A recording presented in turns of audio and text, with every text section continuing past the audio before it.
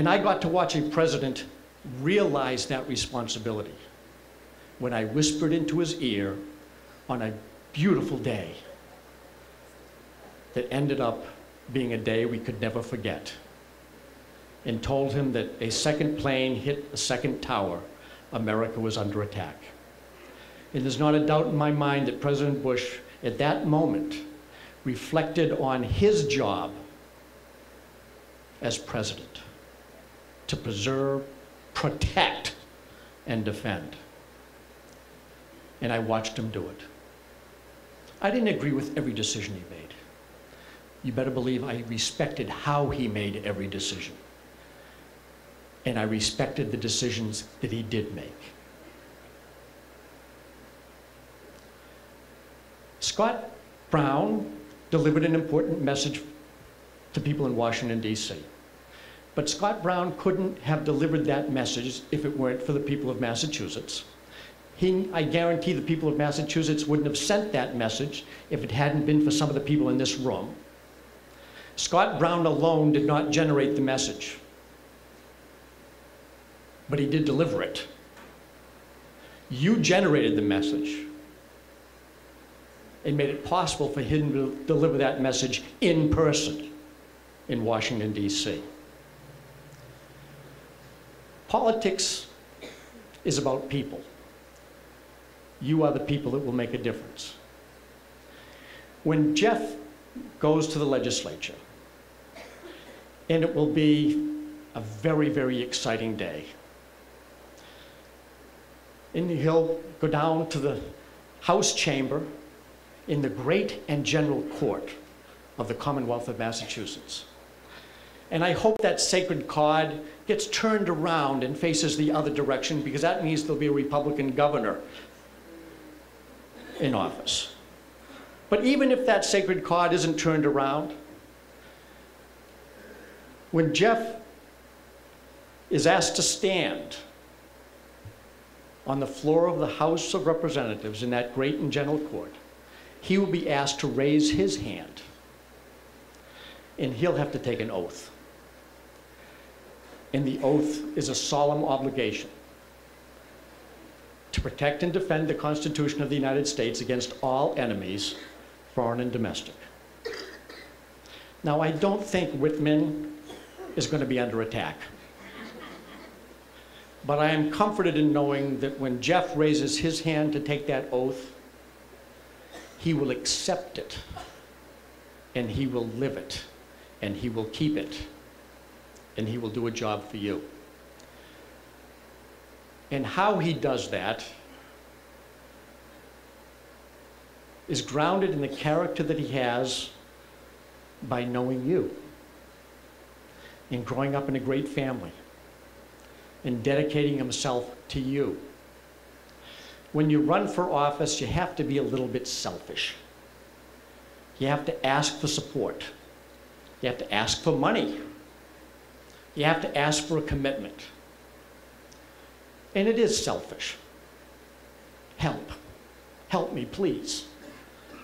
Write a check. Knock on a door. Put a bumper sticker on your car. Put a lawn sign in front of your house.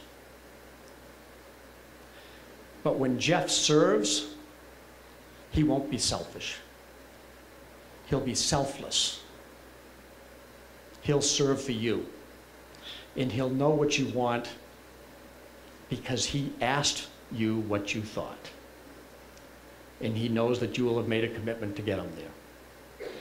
And I have a feeling that when Geoff takes that oath and promises to keep it, and when he demonstrates how he listens to you, responds to you, leads you, not just follows you, but leads you, and makes tough decisions, he may well be groomed to do other things.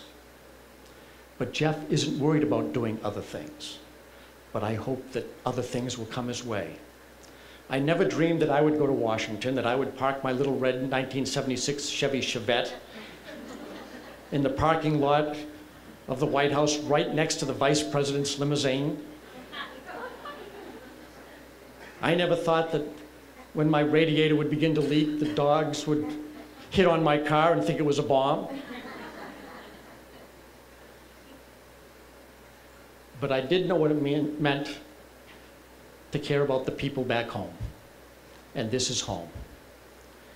Geoff will do the same for you. God bless you. Support Geoff. One last point.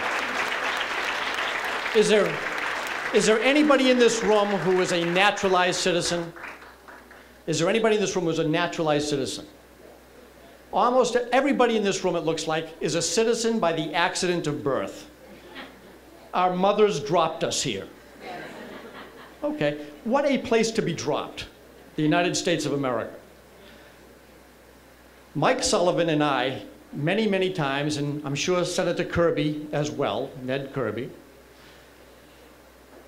we've been invited to some pretty phenomenal events.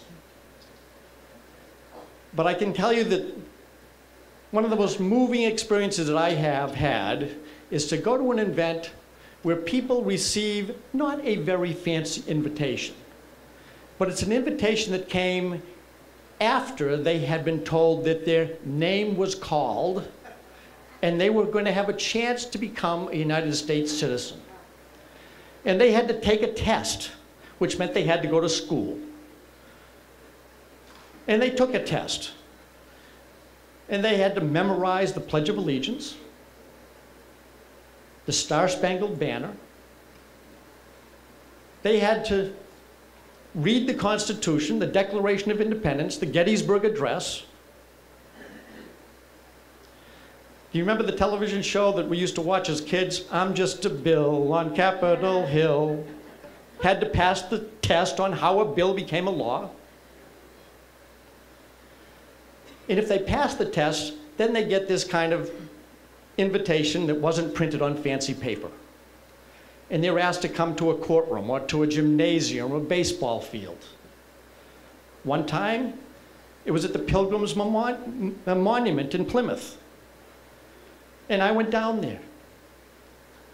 And a judge stood up and said, "Welcome, all of you."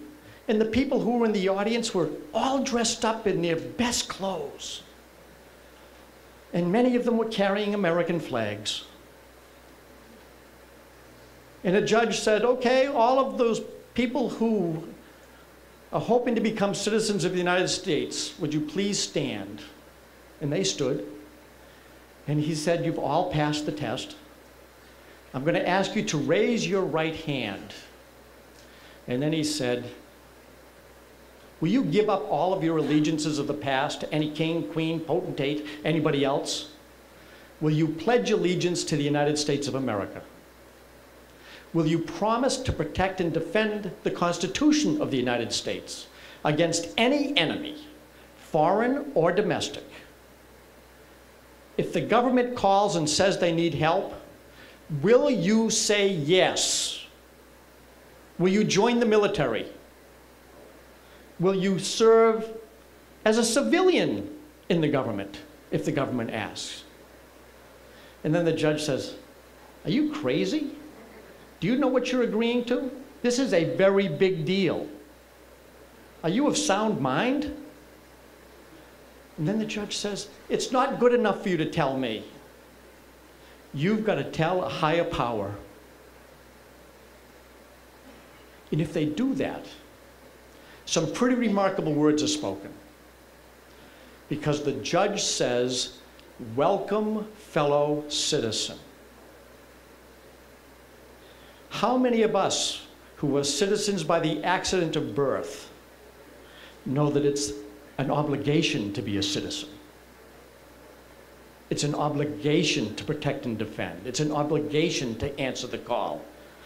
It's an obligation to accept the invitation. I celebrate our citizenship. I celebrate our democracy. But most importantly, I celebrate the fact that you will help make a difference in our democracy by electing Geoff. Thank you very much, and God bless you.